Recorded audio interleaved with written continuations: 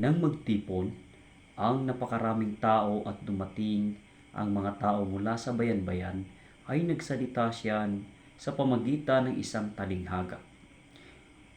5. Ang isang manghasik ay humayo upang maghasik ng binhi sa kanyang paghasik. Ang ilan ay nahulog sa tabi ng daan na pagyapakan at ito'y kinain ng mga ibon sa himpapawid. 6. Ang iba'y nahulog sa bato at sa pagtubo nito, ito ay natuyo sapagkat walang halumigmig. 7. At ang iba'y nahulog sa mga tinikan at ang mga tinik ay tumubong kasama nito at ito'y sinakal. 8. At ang iba'y nahulog sa mabuting lupa, tumubo at nagbunga ng tig-100. Pagkatapos niyang sabihin ang mga bagay na ito, siya ay sumigaw. Ang may mga taingang pandinig ay makinig.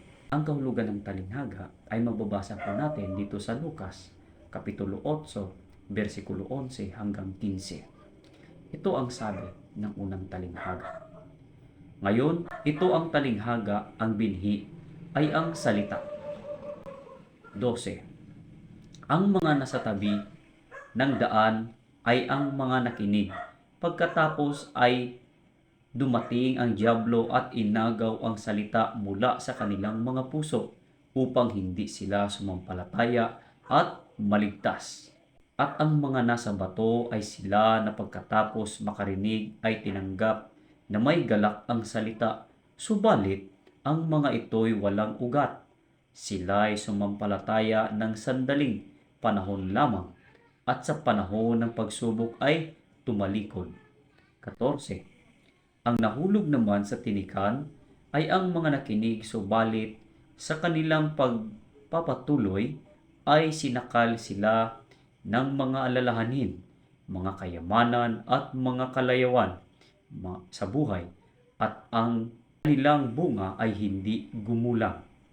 15. At ang nahulog sa mabuting lupa ay sila na pagkatapos makarinig ng salita ay iningatan ito sa isang tapat at mabuting puso at nagbubunga na may pagtatyaga. Tandaan po natin na tanungin natin ang sarili natin. Saan ba tayo ngayon sa panahon natin sa mga talinghagang ito?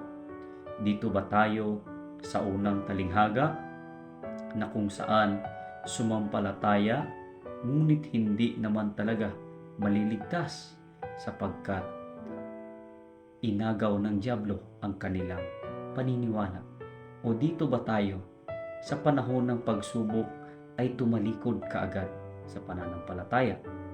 O kaya dito tayo sa panahon na kung saan inaalala pa natin yung mga kayamanan, yung meron tayo ngayon, o yung meron ang narating ng buhay natin, kaya hindi gumulang sa pananampalataya?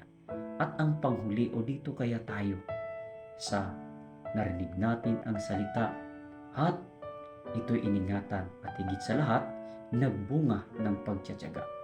Saan po ba tayo dito sa talinghagang ito?